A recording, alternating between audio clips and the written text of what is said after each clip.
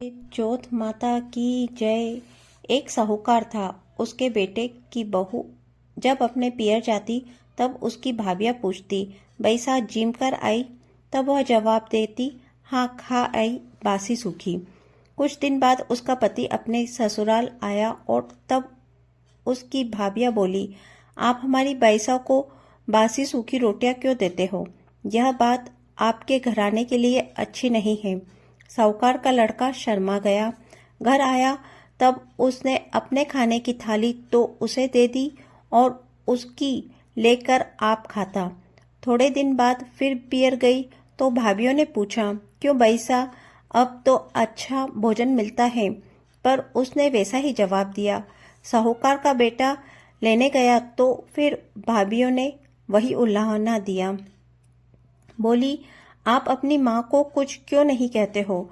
साहूकार के बेटे ने चुप्पी मान ली और घर आकर अपनी स्त्री से बोला, तू क्यों बिना मतलब हमें बदनाम करती है? बहू बोली, अभी बड़ों की कमाई खाती हूँ, आपकी कमाई जब खाऊंगी तब ताजा भोजन करूंगी। साहूकार का बेटा समझ गया और अच्छा मुहूर्त दिखाकर कमाने के लिए चल गया। कई वर्ष बीत गए। एक दिन उसकी बहू पड़ोस में आग लेने गई। पड़ोसन बोली, इस समय कौन आग देगा? हम तो कहानी सुन रहे हैं। उसने पूछा, किसकी कहानी सुनते हो और उससे क्या होता है? महिलाएं बोली, व्रत का नियम लिया है, इससे करने से अन्न, धन, पुत्र, पति आदि का सुख मिलता है। उसी दिन से वह भी चौथ का व्रत करने लगी। उसकी सास उसे 4 समय का भोजन देती। एक समय का भोजन तो वह गाय को दे देती, दूसरे समय का भोजन ब्राह्मणी को दे देती और एक समय बर्तन मांजने की जगह में गाड़ देती थी। चौथे समय का भोजन चांद को अर्घ देकर खुद खा लेती थी। इस तरह वह व्रत करने लगी। दिनों से महीने निकले, महीनों से साल निकले। एक दिन चौथ विनायक आपस में बात करने लगे कि इसके पति को परदेश से बुलाना ही चाहिए। यह बेचारी हमें मानती है, नहीं तो फिर हमें कौन मानेगा? यह कलयुग है। ऐसा विचार कर साहूकार के बेटे को सपने में चौथ माता ने कहा, तुम्हें इतने दिन हो गए हैं, अब तू अपने घर जा, तेरी स्त्री तुझे बहुत याद करती है। यह बोल जाऊं कैसे? मैंने तो अपने कारोबार इतना फैला लिया है कि जल्दी समेटना मुश्किल है। चौथ माता ने कहा, कल तू अपनी जाजम बिछा कर बैठ जाना, सारा काम समट जाएगा। सुबह वह उठा और नहा धोकर जाजम बिछाकर बैठा। लेने वाले ले गए और देने वाले दे गए। सारा कारोबार सलट गया। घर जाने की तैयारी के लिए निकल गया। चलते चलते बावनी उजाड़ आई।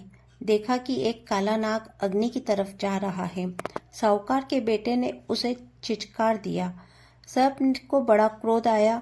उसने कहा, पापी हत्यारा, तूने मुझे चिचकार कर क्या किया? मैं कई दिनों से भूखा मरता कष्ट पा रहा था। आज मैं जल कर अपने कष्टों को दूर कर देता। अब मैं तुझे खाऊंगा। साहूकार का बेटा बोला, भाई खा तो ले, पर मुझे मेरी माँ और बहू से मिलकर बहुत वर्ष हो गए हैं। मैं घर जाकर 2 बात कर लूं। सब बोला, घर जाकर तू क्यों आने लगा? साहूकार का बेटा बोला, मेरे पीछे पीछे आ जा, मैं रात को सोऊं तब खा लेना। सब बोला, मैं खाट पर चढ़ नहीं सकता। तो साहूकार के बेटे ने कहा कि मैं अपनी पत्नी की चोटी लटका दूंगा, उसके सहारे चढ़ जाना और खा लेना। सब मान गया और उसके पीछे पीछे चला गया। घर पहुंचा, सारा घर आनंद से छा रहा था।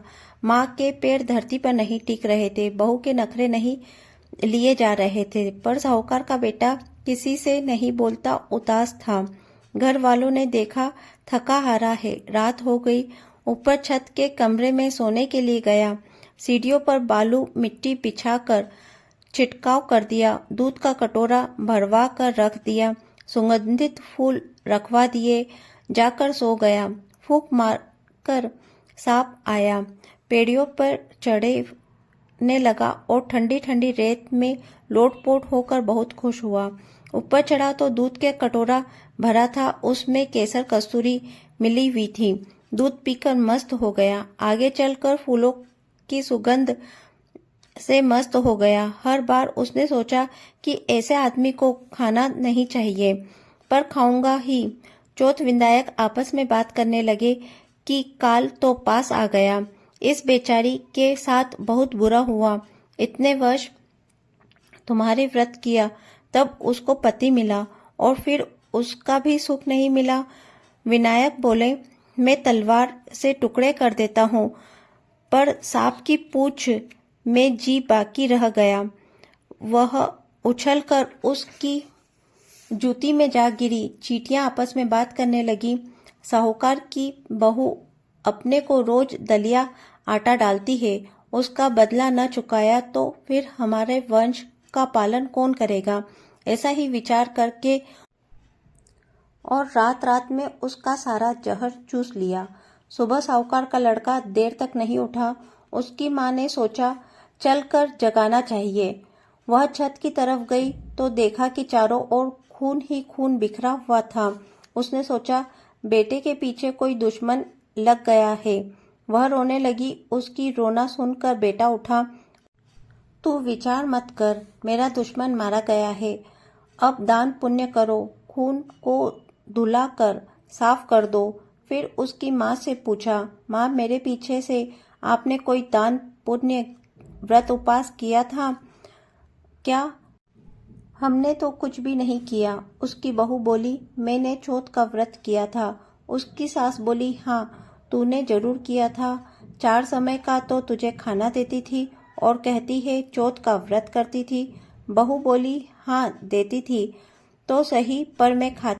सास ने पूछा तो क्या करती थी? बहू बोली, पहले समय का तो गाय को दे देती, दूसरे समय का ब्राह्मणी को, तीसरे समय का राखोड़े में गाड़ देती थी और चौथे समय का चौथ को अर्घ देकर खा लेती थी।